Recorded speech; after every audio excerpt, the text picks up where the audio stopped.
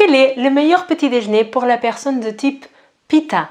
Je suis Rita de la chaîne Ayurnatur et aujourd'hui je vais vous répondre à cette question. C'est parti!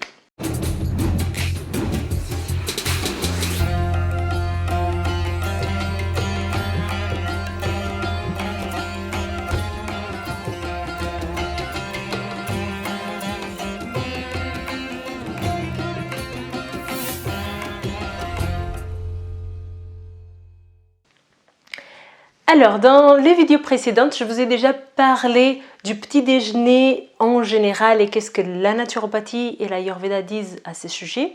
J'ai fait après une vidéo où je vous donne les petits déjeuners pour Vata et là aujourd'hui on va parler du petit déjeuner pour Pitta. Donc si pour Vata, la chose la plus importante c'était de retrouver la régularité, pour Pitta, c'est très important d'accorder un temps pour son petit déjeuner. Parce que le Pitta, c'est la personne qui va toujours très vite et qui a toujours beaucoup d'objectifs et quelque part, elle pense que son petit déjeuner, un petit peu comme le sommeil et toutes les autres choses, c'est de la perte de temps. Et c'est très important que le Pitta comprenne que c'est le fait de prendre un petit déjeuner de bonne qualité qui va l'apporter la santé et qui va le permettre de poursuivre plus facilement ses objectifs. Ok? Donc ça, la règle générale pour le Pitta, c'est vraiment de prendre son temps, de ne pas regarder les écrans et de ne pas faire d'autres choses en même temps qu'il prend son petit déjeuner pour gratter un petit peu tout ce temps-là et de ne pas manger trop vite, ok? De prendre son temps vraiment pour le petit déjeuner, de mâcher et de faire toutes ces choses-là qu'on dit très souvent, ok? Donc ça, c'est très important parce que dans le mental, le Pitta, il n'est pas très assis sur l'importance de prendre son temps dans le petit déjeuner, ok? Après, on va faire comme pour le Vata, voir quels sont les petits déjeuners à éviter. Donc, le Pitta, il est chaud et le Pitta, il est fortement aggravé par le goût acide, aussi salé et par tous les produits qui sont très gras. Donc, c'est toutes ces choses-là qu'on doit éviter dans un petit déjeuner. Toutes ces choses-là, on doit éviter pour un Pitta tout le temps, dans l'alimentation couramment, tous les jours et tout le temps. Mais pour le petit déjeuner, il faut penser que le Pitta, il a un métabolisme qui est accéléré, il a faim tout le temps, ou il a facilement faim. Et du coup, si le matin, quand vous vous réveillez, si vous êtes du type Pitta, que vous vous réveillez, que vous sautez au petit déjeuner et que vous mangez des choses qui vont aggraver votre Pitta, il va faire que aggraver dans la journée. Et du coup, vous serez moins productif, plus irritable, peut-être que vous aurez plus d'accès de colère, des choses comme ça. Et même au niveau physique, plus de brûlure, d'inflammation, et vous serez moins bien et moins performant. Ok?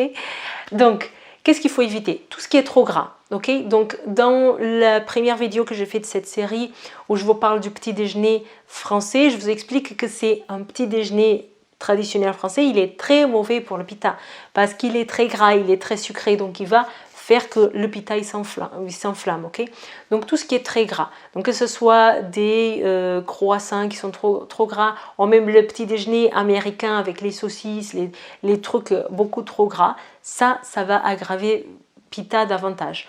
On peut avoir tendance à avoir un petit déjeuner américain parce que c'est vrai que si vous mangez de la protéine animale, le fait de manger de la protéine au petit déjeuner, ça va caler, ça va donner de l'énergie au Pitta pour calmer un petit peu ce feu digestif qui est puissant jusqu'à midi.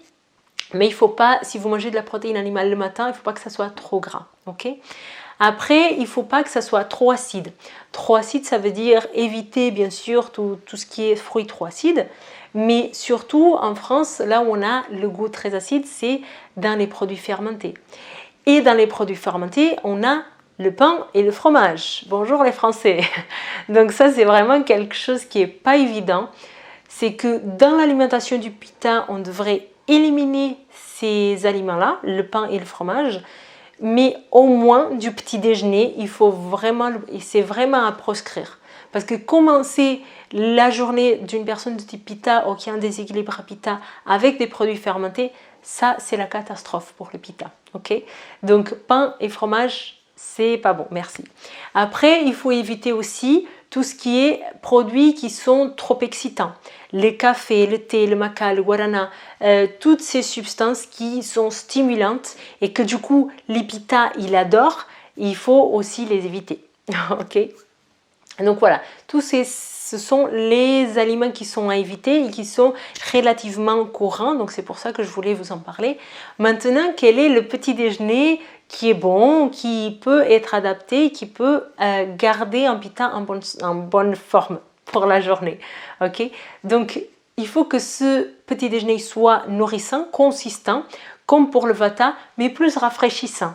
Ok, parce que le pita il a chaud tout le temps. Donc si on donne le même petit déjeuner qu'on a donné à vata, le pita il aura tendance à avoir très chaud. Donc on peut le nuancer, on peut, si vous voulez regarder la vidéo que j'ai fait pour le vata, et vous pourrez adapter les recettes que j'ai données à votre dosha. Donc quand je parle de céréales pour le vata, j'ai donné l'exemple de quinoa, du boulgour, de la semoule complète, etc. Tout ça, vous pouvez le prendre si vous avez un dosha pitta qui est important. Vous pouvez prendre tous ces céréales. Donc ça, c'est bien de commencer la journée avec des céréales pour un pitta parce que ça va le caler. Vous pouvez aussi faire tout ce qui est muesli, à l'avoine ou à d'autres céréales de l'orge. Il y en a plein de sarrasin, il y en a plein aujourd'hui différents. Vous pouvez aussi commencer la journée par un bol de riz. Vous pouvez aussi faire de la khichdi. La khichdi, c'est un plat ayurvédique très typique utilisé en ayurveda. J'ai la recette sur mon blog, donc vous pouvez regarder. Vous pouvez parfaitement commencer votre journée par prendre un petit déjeuner de khichdi. Par contre, ce qui va être différent par rapport au vata, c'est les épices que vous allez utiliser. Parce que les épices que j'ai données dans la vidéo précédente, elles sont plutôt chauffantes. Là, vous voulez des épices qui sont plutôt rafraîchissantes. Donc, on a par exemple la coriandre, elle est très rafraîchissante. Le fenouil que j'ai donné pour le vata, c'est aussi intéressant pour une personne de type pitta. Et après, tout ce qui est aromate, le persil, la coriandre, tout ça, la coriandre fraîche, parce que tout à l'heure, je vous ai dit coriandre, mais je pensais à la coriandre en grain. Donc tout ce qui est aromate rafraîchissant, et après vous avez aussi le thym, le romarin, tout ça c'est très positif pour le pitta, donc vous pouvez l'inclure dans votre petit déjeuner. Concernant les oléagineux, vous pouvez en prendre des oléagineux, mais pas des grosses quantités, ok? Ça c'est quelque chose qui est très recommandé pour la personne vata, comme je vous disais dans la vidéo précédente, mais le pitta il est constitué de feu mais aussi d'eau, donc il est un petit peu gras. C'est pour ça que les aliments qui sont davantage gras vont aggraver beaucoup le pitta. Donc les oléagineux, certes, ils sont très nourrissants, donc oléagineux pour rappel c'est les amandes, les noix de cajou, les noix, les noisettes, etc. Certes, c'est très nourrissant, donc pour ce côté, ça serait bien pour le pitta, mais ils sont très gras. Et du coup, vous pouvez prendre, mais à bon escient, ok, pas exagéré. Après, en ayurveda traditionnel, on recommande aussi le lait pour une personne de type pitta, parce que le lait, il est très rafraîchissant. Par contre, aujourd'hui, on ne retrouve pas du lait de bonne qualité facilement. Donc je ne vous recommande pas forcément de l'inclure dans votre petit déjeuner. Si vous voulez savoir plus sur le lait, j'avais fait une vidéo complète sur ça qui est sur ma playlist sur l'alimentation. Donc je vous invite à regarder tout cela. Ok.